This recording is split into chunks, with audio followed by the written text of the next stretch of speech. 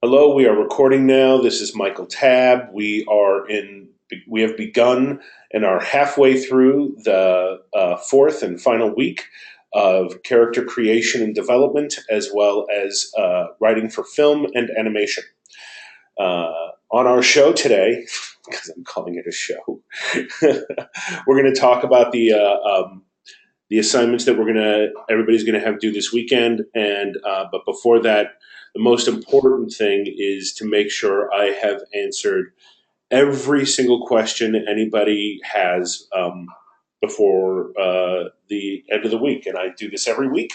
And so I was just gonna. The first thing I always do is open up the floor. Do either of you have questions that are bothering you, or questions about screenwriting or character writing or anything, or anything about either of the classes or the industry that we're working on? Mm, This may be the I easiest do. go-to ever. Okay, go ahead.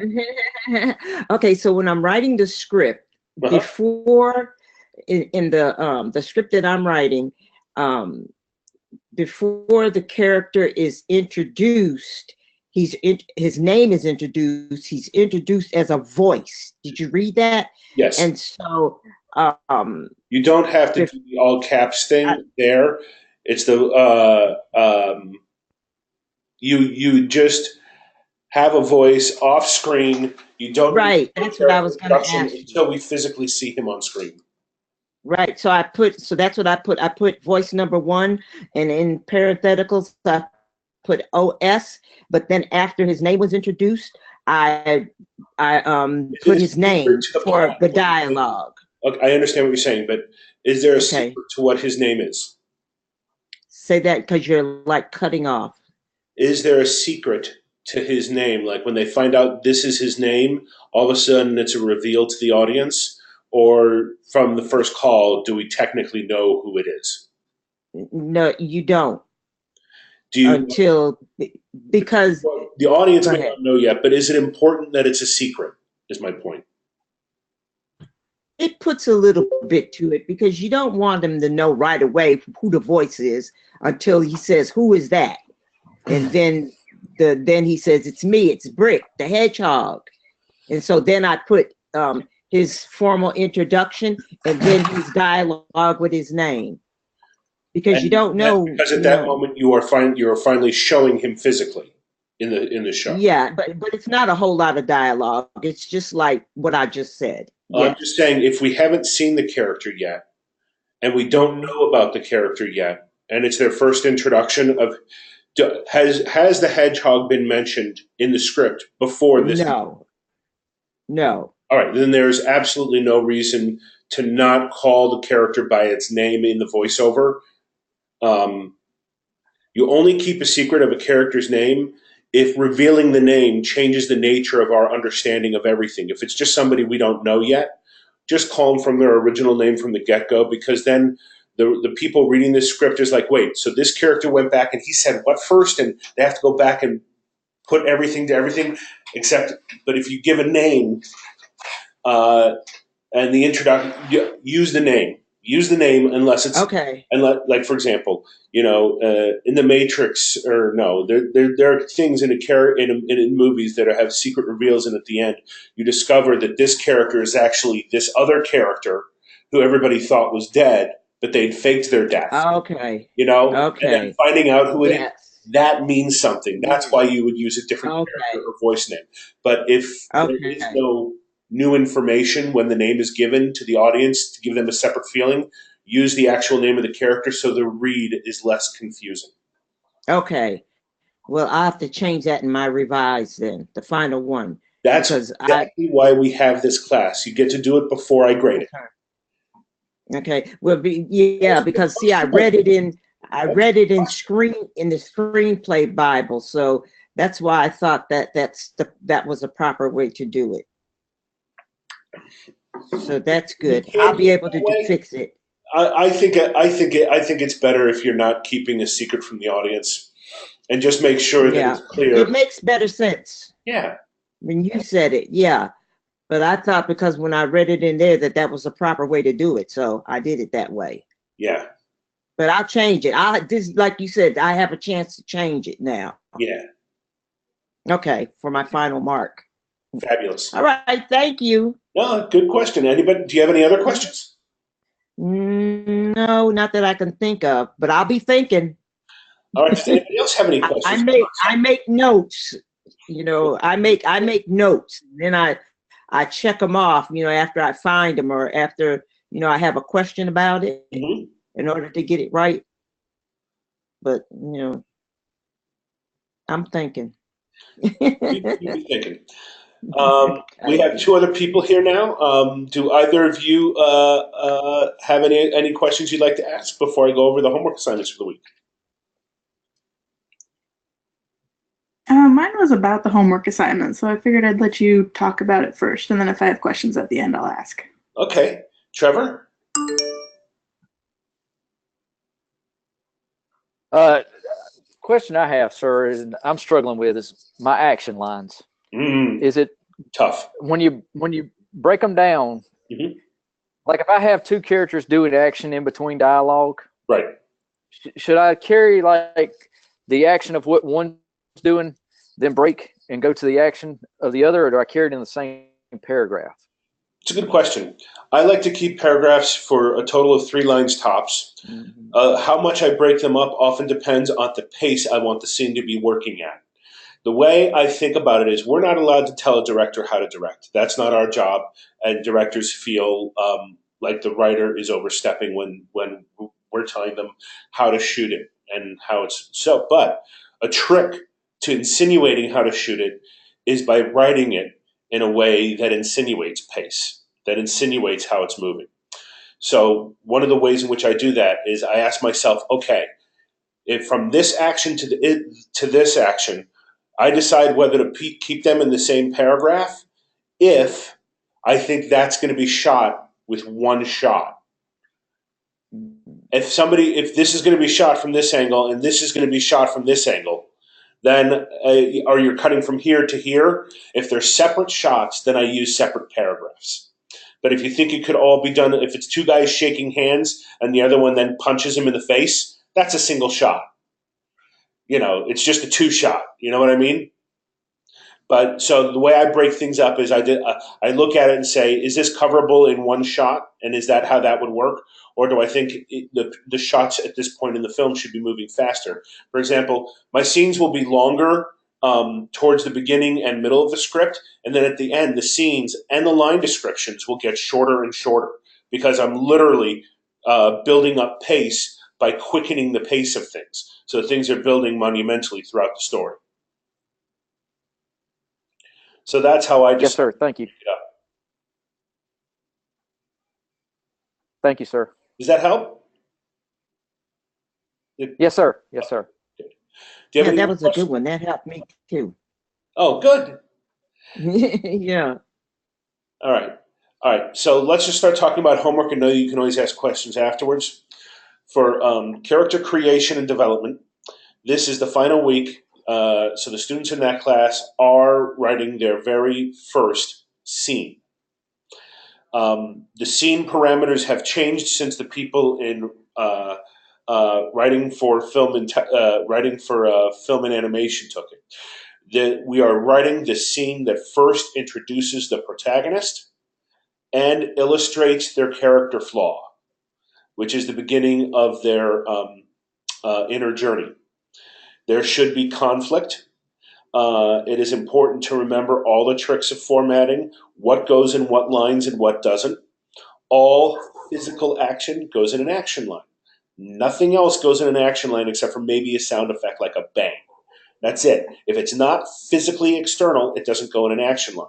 The action line also should be always written in active tense, never passive.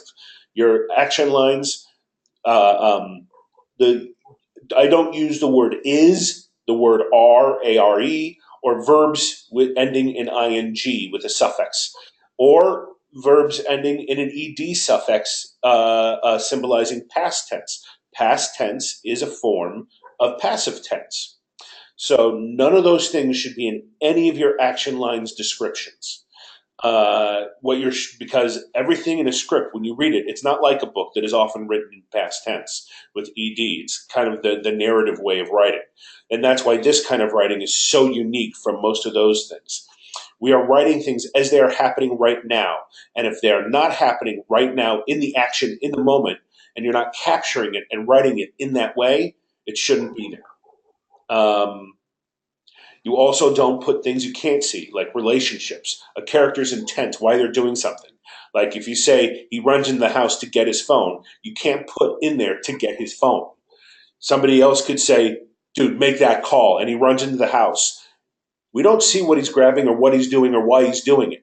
We only can assume. We have to let the audience draw that conclusion, because we're not.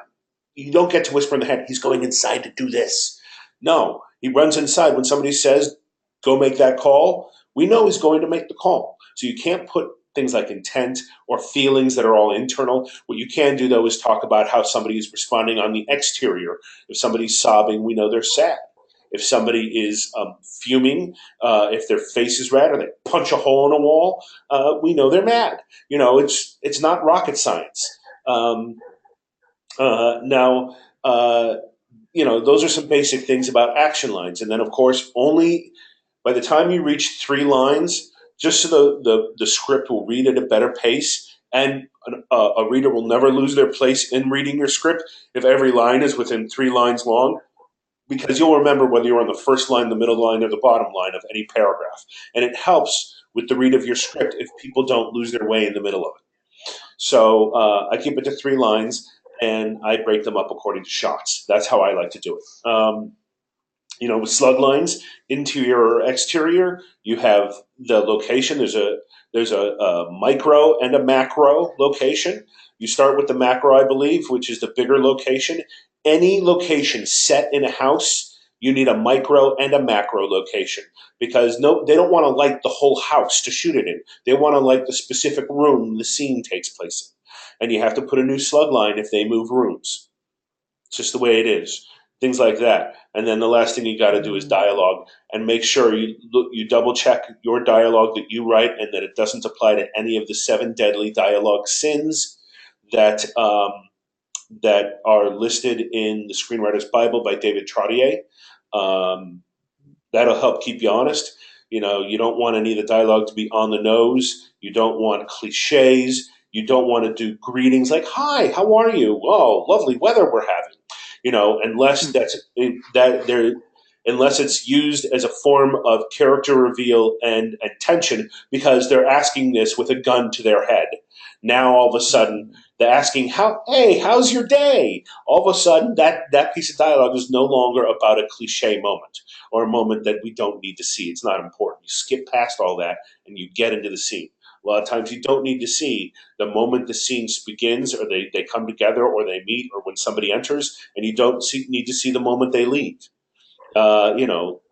Really make sure you cut in where the scene gets good, and you cut out when you've reached the climax of the scene, and you've taken it as far as you can go before it all just kind of the energy dissipates, because we just want to get things started. I wouldn't start a script with cliche moments like somebody waking up in bed. That is one of those cliche things that people start with, starting with a dream or a nightmare.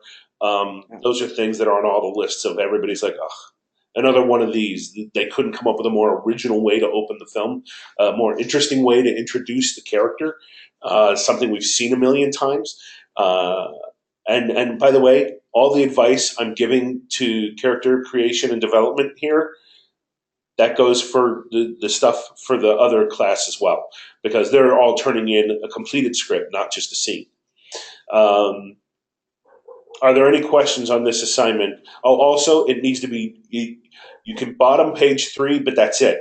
One of the great things you have to learn about screenwriting is economy, and learning how to get done what the scene is there to do, get in and get out, and not bore the audience or repeat beats. You don't repeat beats. You keep moving beats forward.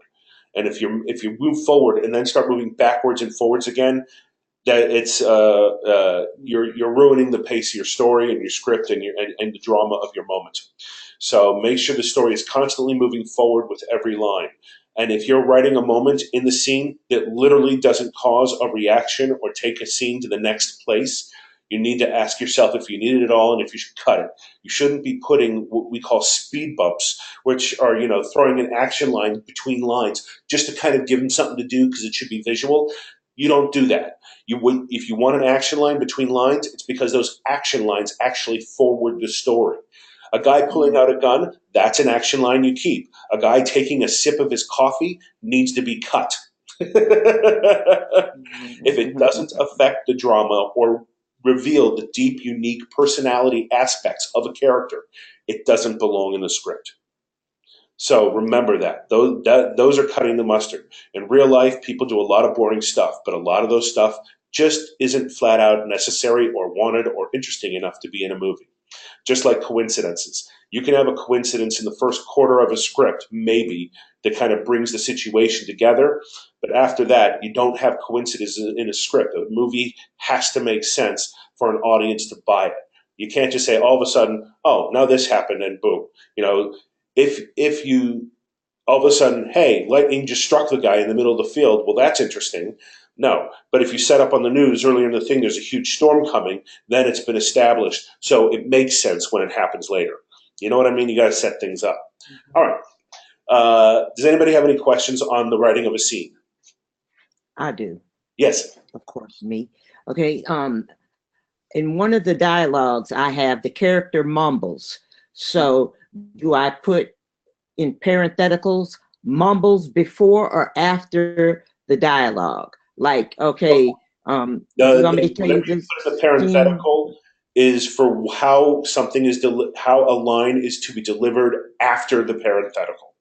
So okay, so I put it afterwards. Okay, that's what I did. I just wasn't sure. Thank you. Before. Okay. Okay. Good question. Good format question. Parentheticals, you got to know how to use them because that's the thing that people don't understand the most, and they're misused a lot. Even some pros misuse them. Like sometimes they'll throw in a physical action into a parenthetical because it kind of cues the next line to happen. But you don't do that. If somebody if you're speaking to somebody new, that's important. If somebody's mumbling so that somebody's not going to get what they're saying necessarily completely, then that's important. That's a line reading. But a physical action, he goes and closes the door and then continues his little instruction, whatever he's saying. That the going to close the door has to go in the physical descriptions, in the action lines. He closes the door and locks it. That's an action you would not cut because it sets stakes. It tells you this is secretive. It raises things. It's a simple action like that raises the stakes in a scene, and you're like, oh wow! All of a sudden, we know that these guys are talking about something that they have to worry about, and it gives the same conversation you had, just a little bit more goose, if you know what I mean.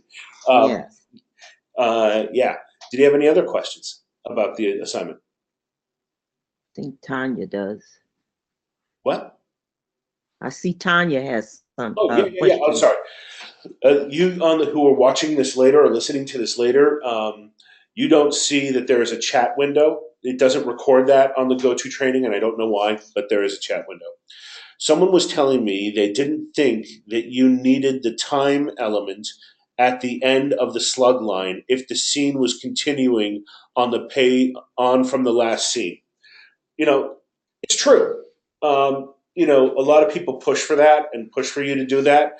Like I don't like using continuous because honestly, it just feels like, yeah, we're still going. Just keep going. But if there is even more than a split second from one scene to the next, you do. Now, the way to avoid it is the way to do this right. Really, is if you're in one location and you're cutting back and you're moving the scene to another location. Just so you know, this is only, by the way, for the writing for film and animation class. In the character class, you are supposed to set the scene in one singular location.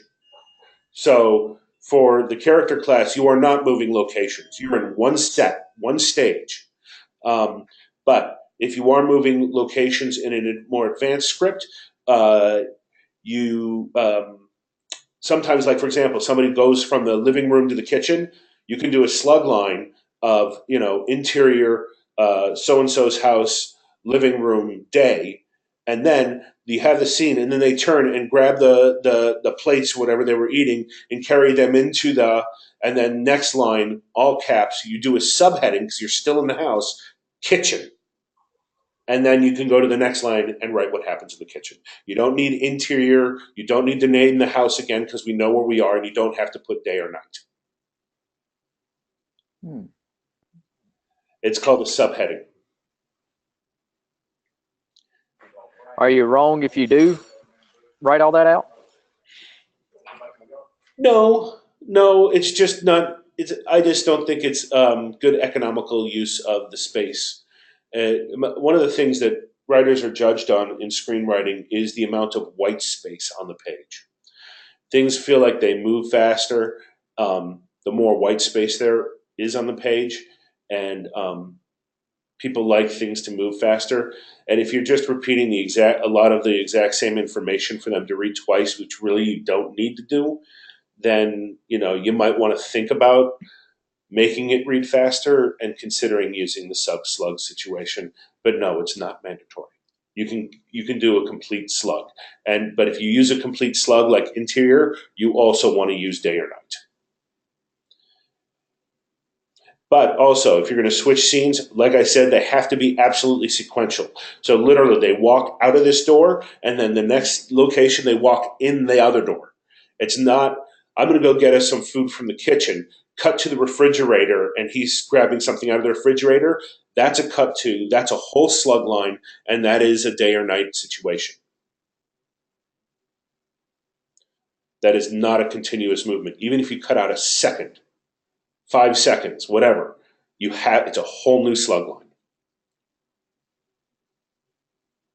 The reason why you do the other is because sometimes they might use a moving camera shot. So the moving camera shot, you would just say, you're saying basically this is not a new setup, it's the same setup. And it's this location and this sub-location, but you're going to want to light all of this at the same time because it's moving from one place to another, and you may want to do it without a cut. If you choose to have longer shots that are without cuts, that's why you use the subheadings.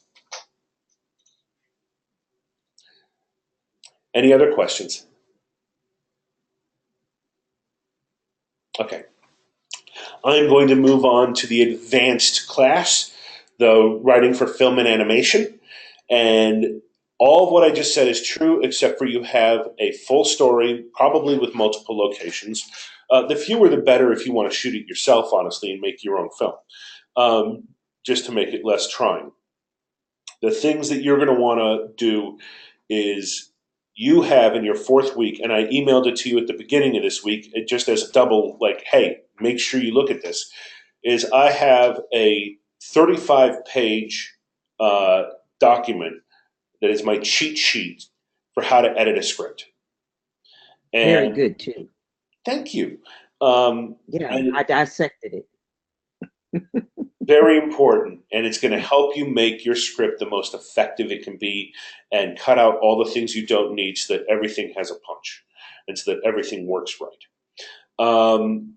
Go through that rule by rule and just look through your whole script. There's a thing on locations, selecting locations, what locations should be and how they're structured. That you should do one pass, looking through your whole script, just looking at your slug lines and locations and making sure that the locations mean something, that they're being used to actually say something, and that they're more than just a place to set it. If you're setting something in a character's bedroom, chances are it's because you're setting a scene that has to do with romance, or it has to do with establishing a character and how the situation in the room, where they choose to live, what is their environment, what is their version of home. And that kind of a question is, you're establishing who the character is. That's why you pick the certain things for a reason. And you make sure you explore that. But if it's not a child and it's an adult, you could do that by being in their living room. You could do that by being in their office. And you want, if you're trying to make a statement about, remember, you start with the character flaw. So if you want to start off for a flaw, for example, that somebody's unprofessional or whatever, then you can set it in their office and they're sitting there at their work with the shades drawn or whatever, or tilting their computer screen and playing video games at work. You know, or whatever. So the location should have to do with what it is. The location should have to do with what you're saying, either uh, moving you towards proving what you're trying to say, or the counter argument of what the antagonist is doing, and the counter idea to your premise, and really extolling that as a counter argument. Because if you don't try to prove the argument against what you're trying to say as well, your argument has nothing to fight for or win against. The only way people are going to believe what it is you have to say in a premise throughout your film is if you put up a good fight against it. And in the end, you prove that even the best fight against what it is you're trying to say doesn't work, then you're proving your point. Um, so use the cheat sheet. I don't. For example, you get there's a lot of micro changes that you go through. I get rid of all adverbs. Anything that ends with an ly, ditch it, because when you use an ly, 9 times out of 10, what you're doing is you're not taking the time to be a thorough enough writer to find the right verb you're looking for. If you're saying heavily cries, you're looking for the word sobs. You don't need 2 words for that. You know what I mean? So I don't use ly words. I don't use passive verbs. And don't get me wrong. There once in a while will be one time in a script I'll use one, because literally it's unavoidable and literally it changes the whole meaning of the line. But that's in a whole feature script. Not I'll use one. You guys aren't writing enough script to need one. Chances are. So anyway, it's got to be under 10 pages and over 4 pages. It has to have complete and full 3-act structure, beginning, middle, and end. You have an insight. You establish a flaw. You don't have to do the flaw. You don't have to do a character, but I recommend showing that you can. But you establish the character in their crisis. At least you establish a flaw. They may not change, but you got to establish that this character has a problem, and this is why they're going through the story. So you establish the flaw in a regular, common, everyday crisis. Then you have an inciting incident, which is something happens that's going to make them consider whether they want to address doing things differently because of that flaw, and it's going to get them to make a decision at the end of Act 1, which is turning point 2, which is plot point 1. They call it a million different things. But by a quarter of the way into the script, your character is going to make a decision that changes their life forever. So that happens on page 2.5. And at the bottom of page 1, or the top of page 2, you're having that moment that everything changes. And there should be a moment of, wait a minute, do I really want to go through with this and make this choice? And then boom, by the bottom of page 3, the character's made a choice to do something. Now you're looking at page 5, the middle. I'm just talking about a 10-page script. In page 5, the middle, they realize, oh my gosh, this is not going to be as easy as I thought. Holy crap, this is what it can cost me. And something happens that really perfectly illustrates what danger there is. And it's not a threat. It's not what could happen. Literally, if life and death is at stake, people die. Somebody dies or almost dies. I mean, it has to actually happen. None of these plot points, these major turning points that happen from the inciting incident, turning point 1, through turning point 5, the climax, none of those things are information. They're not things you can say. They're not hot air of any kind. They are actual actions and deeds that happen, that are life and situation changing. The middle is where he or she realizes, oh crap, this could go very bad for me. And then At turning point 4, which is 3/4 of the way into the story, you have the moment where, oh crap, it went all wrong, and I have failed. Now, if you have a tragedy, on the other hand, you can have a great moment of hope there. It's the antithesis of whatever your ending is. But most movies end with a positive ending, so this is usually the holy crap, I just lost everything. And literally, they've just lost everything. You know, like, for example, if they're trying to prove somebody else did the crime and they're trying to prove themselves innocent, they get locked up. Something like that. If they were trying to save the city, boom, the bad guys just took control of the city. You know what I mean? And then in the climax is, despite the fact that the protagonist's journey has led to utter failure, and the chances are there's no way he or she is going to succeed, they decide that it is important enough to face the antagonist anyways, head on, and try to stop it and change what the tide of the waves of where everything is going. And they stand. This is the moment that allows your protagonist to earn the title of hero. They are not necessarily a hero during Act 1 or 2. They don't have to be. They can be heroic, but they don't have to be. But this is the moment they have to become heroic. This is the moment that it's clear and they stand up and they've realized what your premise is, and using the wisdom of your premise, use that to defeat the bad guys and prove the thing right. And then they do that in the climax, and then afterwards you have the denouement as, what does this mean? The stage 6 is, what does it mean, having gone through the story since stage 1, what does that mean now for the future? How has the world changed? And that's it. And your story needs to have those beats. And if you do that, you'll have a 3-act story that is also a proof of concept that shows a character. And if you have a character with a character arc, even better. If you can fit it in. If you don't feel you can, that's fine. And that's it.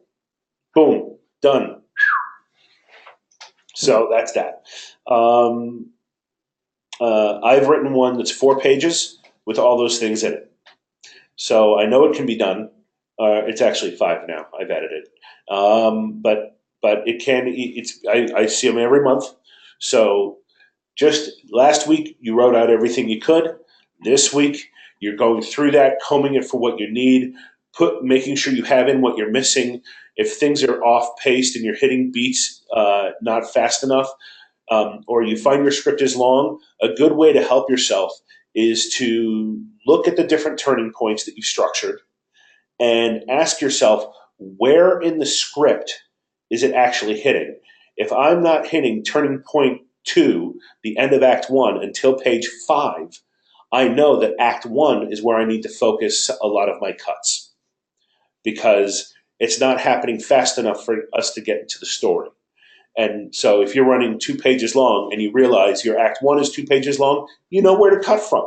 So being able to analyze these plot points and look at where they are in your script, when your script runs long or short, you can look at the spacing and see what's happening there. And it'll really help you pinpoint, okay, where is it that I can cut from? Or that it will help the movie symmetrically work better if I do it. So that's another way in which understanding structure is so important and helpful in the final execution of a script.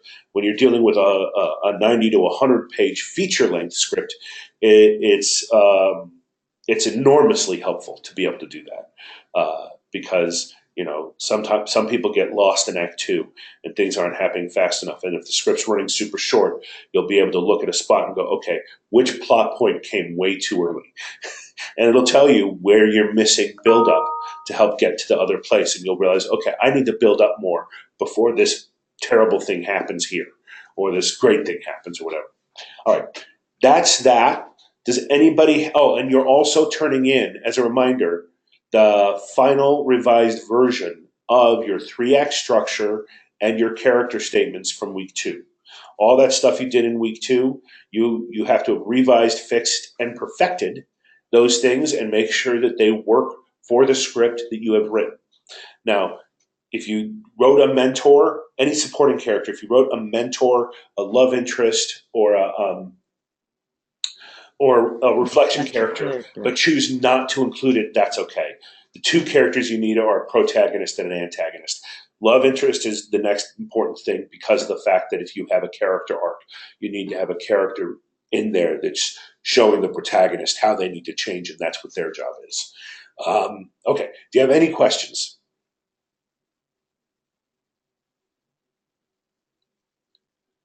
Crickets. I am such a good teacher, I leave nothing to question. I'd like to believe that. Two of your microphones are off. So, does anybody have any questions or anything else before we finish today? I don't. Okay. Two more I don't. On the feedback, sir, on the feedbacks that we're supposed to be turning in tomorrow. So we just come up with a dozen questions on our own, basically, and That's right. for each one. And okay. And you can pull from any of the questions we've asked.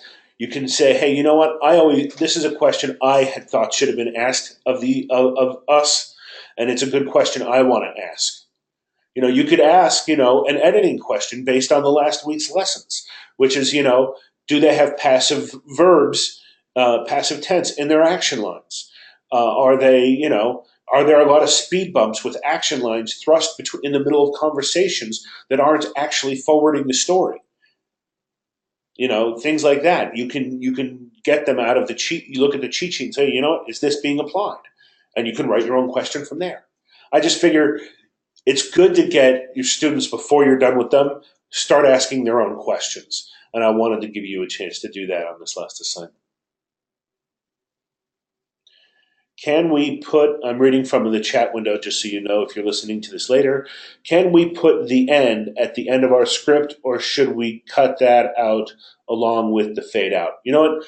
You can put the end. I don't use fade in and fade out anymore, even though I like them, just like I don't use cut to anymore, because the more advanced writers understand and are saying, the newer guys, the new brains of the industry, those things aren't necessary.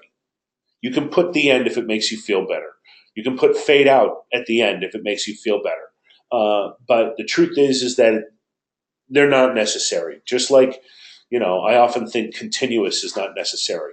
Now, when it goes into production, the production team will sometimes add continuous for you.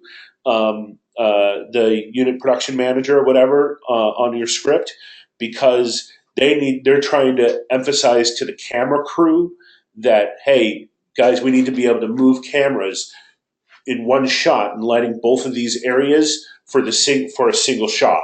So sometimes they do add those things. I just think when you're creating a read, remember, we're writing something that needs to be, it's a visual medium, but the truth is it's ingested through having been read. And if you make it read quicker and better and faster, they can add things they need for production later, including what shots they're going to use, what kind of lighting, the mood, how they decide to work with the emotions and what's important to them about that. We are telling the story and nothing more, and we got to create the best, fastest, most integrating read that we possibly can. You'll take longer on beats that are the big life-changing moments when you're writing them than you are on the moments that are building to them. Things should move pretty fast, except for, at that one plot point moment when the big thing happens, the turning points. Those your writing may seem to get a little bit more detailed, because this is the moment you're trying to say to the reader, now this is important. Something is happening here. It'll be more clear when you read it in a feature script, because you'll really feel the pace change when important things happen, because the writer is going to imbue more an important detail on how that moment is being perceived, as opposed to something that's just moving the plot forward, establishing conflict and establishing character as it's moving. And then there are moments that's like, boom. And it's like, this changes everything. And those moments will probably be written out more. To kind of create the stop in the script where the reader is going to go, oh, okay, this one's important. All right. Any other questions? You got that fade in, fade out in your 35 cheat sheet. I do, but it doesn't mean that anybody listens. There are a lot of things in there that I wish everybody would listen to, but they sometimes don't. Another great one is, like I talked about, enter late, leave early. Don't show parts of a scene that's just in Conjunctions. a room. What? You have a part in there about conjunctions too, and like using as and be. Oh yeah, What yeah, is it? yeah. As and Conjunctive words. mm-hmm. Yeah, you don't want too Yeah. many of those in a sentence. It becomes a Mhm. run-on, and state things simply so that you Yeah. don't lose.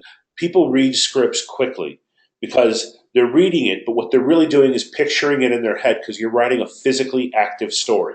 So if you're Mhm. doing a great job screenwriting, when people are reading your script, they're picturing it in their head and they're moving quickly.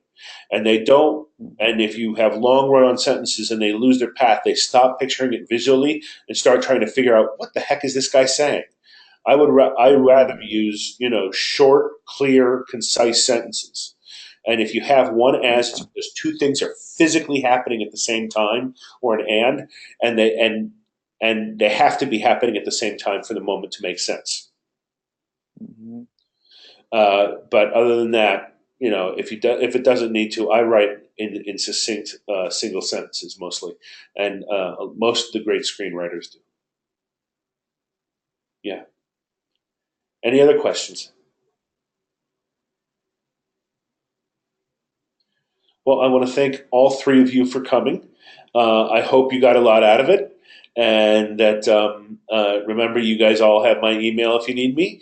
And even though this is our last week working together, it's definitely our last week if you're in the writing for film and television, because that film and animation, because I don't teach any of the classes later than this in the program. But no matter whether you're in my class or not in my class anymore, you can always email me and ask me a question. I'm always here for you. Once my student, always my people. Um, and thank you for all of your hard work and for making the time to show up and learn and be the best you can be. Students like you are why I do this, because you're dedicated to being your best and to being the best writer you can. So thank you. It makes it worth it for me to be spending a little less time writing, because with you guys, I'm creating many more better writers, which means I'm creating better stories for the future of our world. And let's watch some great movies. Good luck, good writing, and Thank you. what was that? Thank Oh, you. you're very welcome. You're very welcome. Thank you very much. You're very welcome. All right, you guys, have a great rest of your day. And Bye, everybody.